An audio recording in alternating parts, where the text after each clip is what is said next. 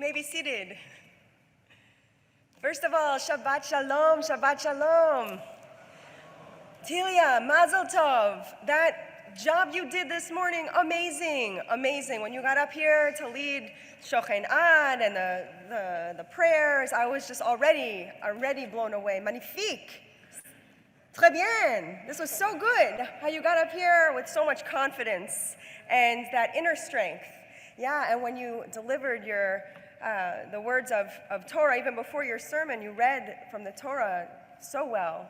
And this is I love this parsha because it's my daughter's Haftorah, my daughter's Bat Mitzvah, so I'm already connected to you and loving what you did with it. But you need to have strong shoulders to carry this parsha, and I know that you do. And I can tell by the words that you delivered in your sermon, with so much connection to your family.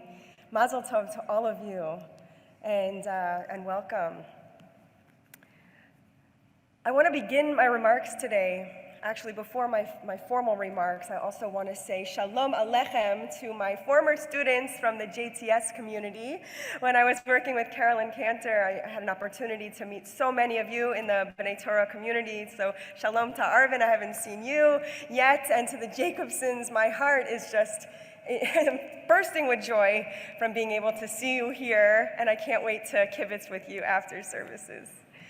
So now we'll begin. I want to dedicate this teaching to the victims of the Tree of Life mass shooting in Pittsburgh 4 years ago. You know, when you say, Tilia, that your family fled from anti-Semitism, yes, it's different here, but we always still have to be vigilant and watchful for the kind of Hamas that we say that goes on in this country, the lawlessness that we experience sometimes, Rahman al-Atzlan. So when we see that chaos and confusion that continues to this day, we have to take that moment and take our lives here seriously and our Judaism seriously. So to those victims, I'll say their names with a moment of silence for them. Joyce Feinberg, age 75. Richard Gottfried, 65. Rose Mallinger, 97. Jerry Rabinowitz, 66. Cecil, 59, and David Rosenthal, 54. Bernice, 84, and Sylvan Simon, who was 86. Daniel Stein, who was 71. Melvin Wax, who was 88. And Irving Younger, who was 69. We remember them.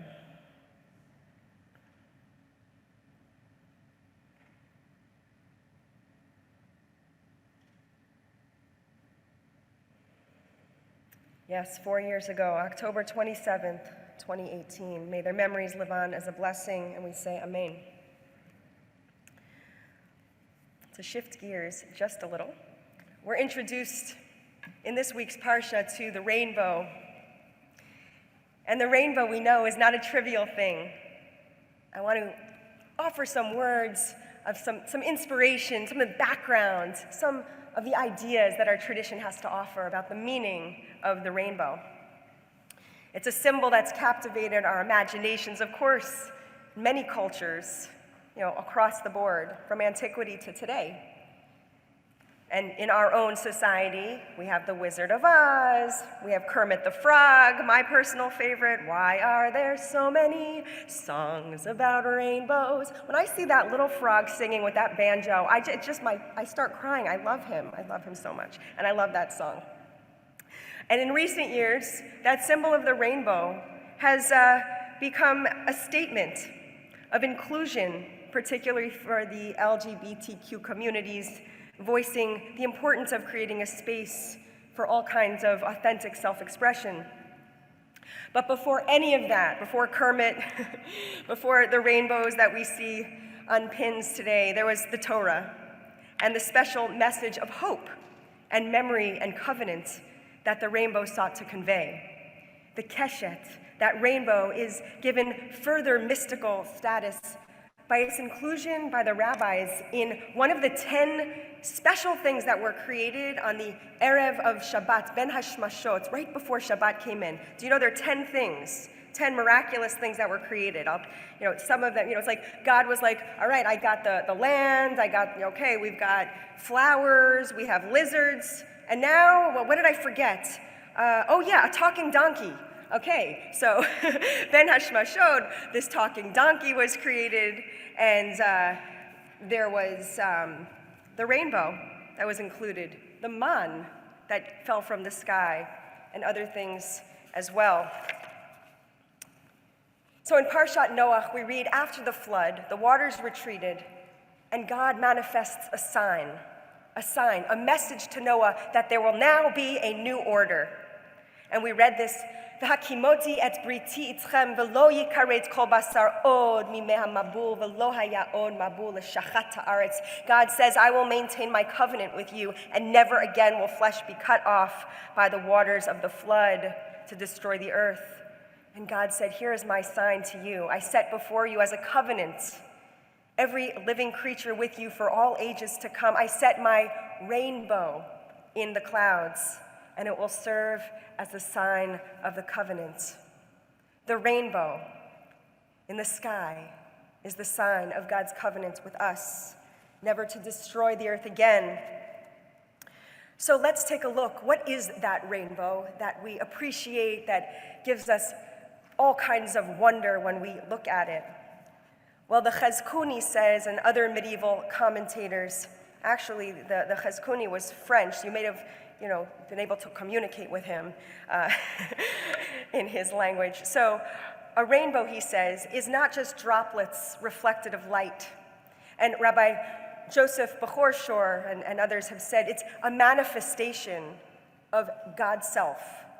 That what is that rainbow? It's based on a verse from Ezekiel, Kein mared demut kavod, kemar ehakeshet, that the image of God is like the keshet.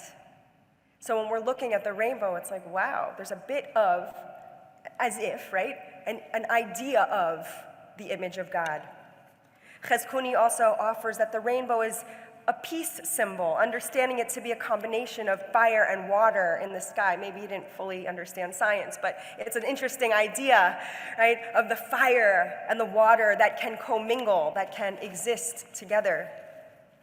Nachmanides offers that the rainbow's shape provides some meaning for us. How?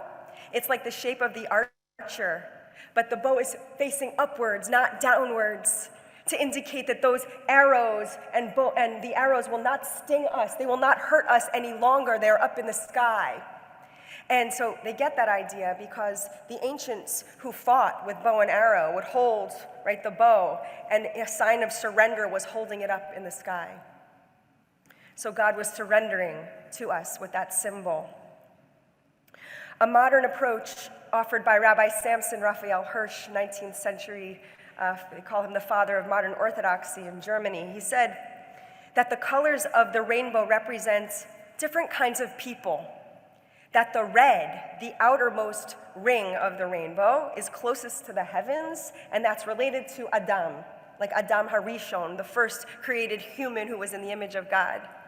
And Adom, red, Adam, right? And that's also related to the word Adama, but that's a different teaching. So Adam is closest, so that red.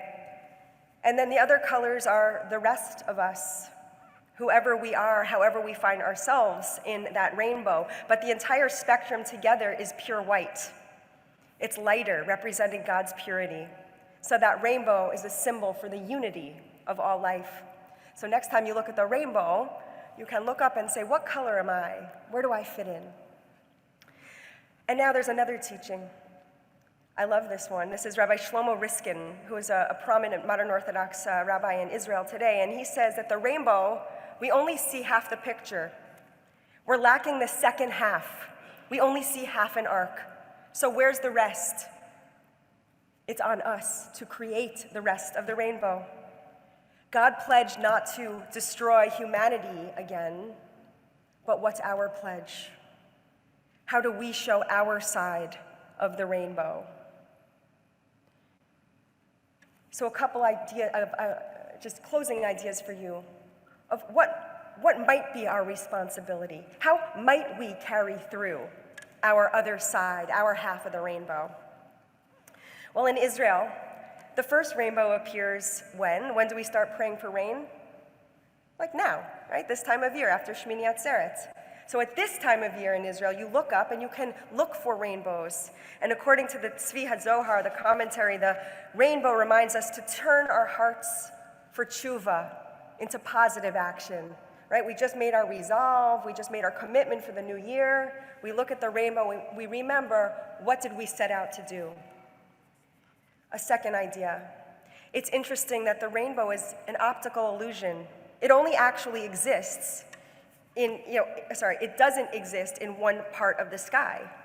That's an optical illusion. The appearance of the rainbow depends on where you're standing and where the sun is shining. We see that multicolored arc by the way the light strikes the water droplets. And I don't know if you knew this, but the most familiar type of rainbow is produced when sunlight strikes raindrops in front of the viewer at the precise angle of 42 degrees. 42, isn't that the answer? Okay. So at least according to National Geographic, we'll have to check that out. Okay, so I'm intrigued by the idea that the rainbow invites us to think about our perspective. The rainbow is there, but how we see it and when we see it depends on how we're looking at it. So some cultures occupy themselves with what's beyond the rainbow, or what's at the end of the rainbow. But we as Jews, we look at the rainbow. We want to see what the rainbow has to say to us. And we say something too, a blessing. Did you know there's a blessing you say when you see a rainbow? Yeah. Baruch atah Adonai Eloheinu melech haolam, zocher habrit v'ne'eman b'brito v'kayam b'ma'amaro. Blessed are you, God, King of the universe, who remembers the covenant, is faithful to that covenant, and keeps God's promise. So finally, in connecting this teaching about memory to the victims of the tree of life, I want to add that we have in the sky a symbol of the covenant, and that is the rainbow that reminds us of what we need to do, what we are required to do, and what is our responsibility. But we also have the Eitz Chaim, the tree of life, the Torah, the otiot, the letters, our faith, each other. Whenever we look at each other, we are reminded of a covenant. We are reminded of what we are responsible to do, of what's required of us. May we all be like the colors of the rainbow, resplendent, bright, hopeful. May we each serve as a reminder of that covenant to one another, to ensure that we have a world for our children. And let us say, Amen.